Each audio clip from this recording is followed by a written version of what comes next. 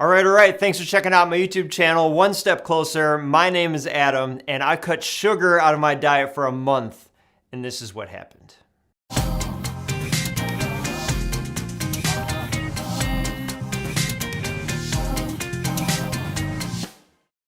So I have a sweet tooth. I always have. Dessert after every meal. I love ice cream. I would just eat junk and eat whatever I wanted to. But then I started reading about sugar and how bad it actually is for you. So I started reading a bunch of articles. There's one I'm going to link below. I'll link a couple below. But there's one at Nature Communications that's a peer-reviewed scientific journal. And it talks about the link between cancer and sugar. High sugar consumption is related to a whole host of other things. Hypertension, obesity, diabetes, kidney disease, cardiovascular disease.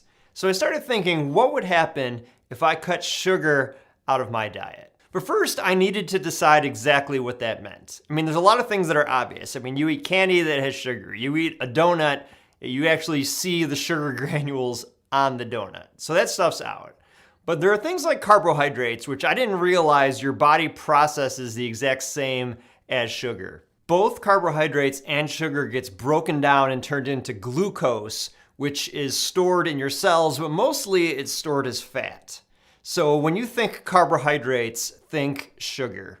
An average dinner for me in the past might have consisted of spaghetti, a couple sides of garlic bread, you have a soda to drink, and then to top it all off, you'd have dessert, maybe like some pie with a scoop of ice cream. And that was what dinner looked like for me on a lot of nights. Sugar, sugar, sugar, sugar, sugar. So I decided to cut sugar out of my diet, try it as an experiment for 1 month. And I knew this would require some drastic changes to my habits. So here are the ground rules I decided to lay out for myself. Rule number 1, I would allow myself to eat fruit. Now, fruit contains sugars. They're natural sugars though, so your body digests them a little bit differently than processed sugars. It breaks it down into a healthier way. However, I did avoid bananas. Bananas have a lot of sugar compared to other fruits. One banana has about 17 grams of sugar, which is more than double what you get from 1 cup of strawberry slices. Also, I wasn't concerned with small amounts of carbs. So for example, if I'm gonna have a salad instead of my pasta dish, and I put ranch dressing on it, ranch dressing contains carbs, but I'm gonna have dressing with my salad. If it makes it more palatable and I'm eating vegetables for the first time in a long time, then I'm gonna have dressing. I would allow myself also to have Greek yogurt. Greek yogurt does have some carbs, but it's pretty healthy for you. And it only has, average Greek yogurt has about 6 grams of carbs. So just to give you a comparison, a Dannon yogurt has about 30 grams of carbs. So, and that was pretty much it. Those were the guidelines that I laid down for myself. Other than the things that I listed, no sugar, no carbs for a month. Oh, and also black coffee. Not giving up coffee, but I didn't put cream and I didn't put sugar in it. So black coffee. But other than that, no junk food. No potato chips, no bread, no pasta, no junk food. No sugar. So I'm gonna be honest with you all. The first couple days were pretty brutal. It honestly felt like how I would imagine going through withdrawal would be. I got constant headaches, I was moody, I felt irritated by little things that normally wouldn't irritate me. I was constantly craving carbs. It was rough. And I read that your brain actually does develop a dependency on sugar and on the centers of the brain that get stimulated when you have sugar. It's the reward centers.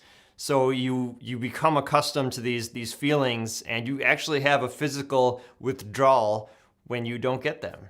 But after about a week and a half, I started to notice a change. Normally I would just eat, not because I was hungry or I would stop eating because I was full. I would just eat because it was time to eat, and I would stop eating when the food was gone. I noticed that when I did eat now, it didn't take nearly as much food for me to feel full. And when I was done eating, I felt satisfied. I didn't feel like this nagging need to go have more sweets or go eat some more food. I just ate and was good. I had a lot more energy. I felt like I slept better. I started losing weight and like that belly fat. I felt great actually. It's a little gross, but my poop was more healthy too. I was never constipated. All in all, things were going really well. So I hit my goal of 1 month, and this is what I said to myself. I said, I really like how I'm feeling. I really like the way this is going, But I'm gonna start introducing carbs back in little amounts. So I'll have an ice cream once a week, I'll have some junk food occasionally, but for the most part, I'm gonna stick with my healthy diet. And then once a week ice cream turned into twice a week ice cream. And honestly, it was like a slippery slope. It was like once you start having carbs again, your brain starts desiring that. And within a couple weeks, I was right back to my old diet. I was amazed at how powerful the urge is to continue to have sugar once you start having it. I started gaining weight again. I started feeling sluggish and lethargic, and I slipped right back into my old routine. So luckily, I've changed some things in my diets and my habits now. So currently, I'm sugar-free and carb-free and going strong. But once I started having carbs again after that month, I slid right back into it. Sugar is terrible for you. It causes so many health issues. They're starting to find out now that sugar directly feeds cancer.